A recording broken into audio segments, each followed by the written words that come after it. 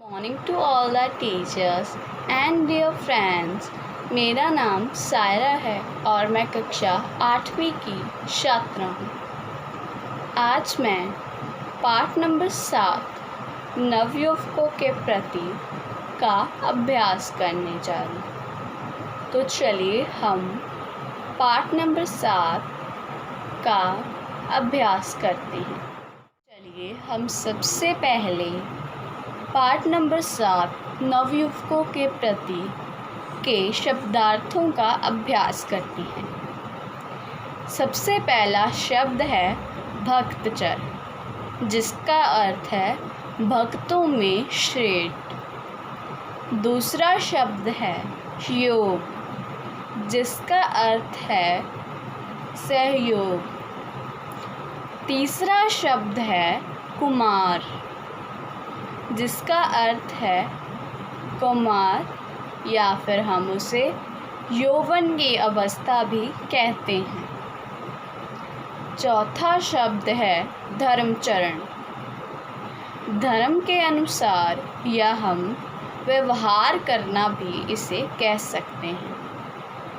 पांचवा और आखिरी शब्द है धरो, जिसे हम उदाहरण कर नवयुवकों के प्रति के प्रश्न उत्तरों का अभ्यास करते हैं। सबसे पहला प्रश्न यह है कि इस कविता के कवि का नाम बताएं। इस कविता के कवि का नाम मैथिली शरण गुप्त है। प्रश्न नंबर 2, यह कविता किन्हें संबोधित की गई है? इसका उत्तर है यह कविता नवयुवकों को संबोधित की गई है।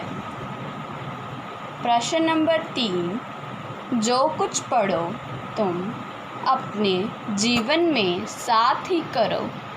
इस वाक्य या पंक्ति का क्या अर्थ है? इसका उत्तर यह है कि नौजवानों, तुम जो शिक्षा ग्रहण करते हो उसको अपने जीवन में भी अपनाओ।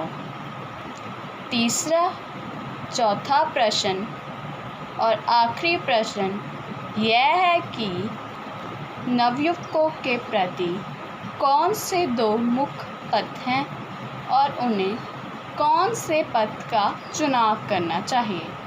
और इसका उत्तर यह है कि नवयुवकों के प्रति 2 पथ हैं, संयम और असंयम।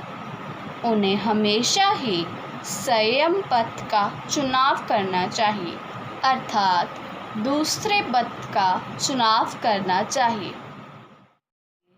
अब हम पर्यायवाची शब्द का अभ्यास करते हैं। सबसे पहला शब्द है मनुज, जिसका अर्थ है मनुष्य और मानव। दूसरा शब्द है ज्योति, जिसका अर्थ है प्रकाश और उजाला।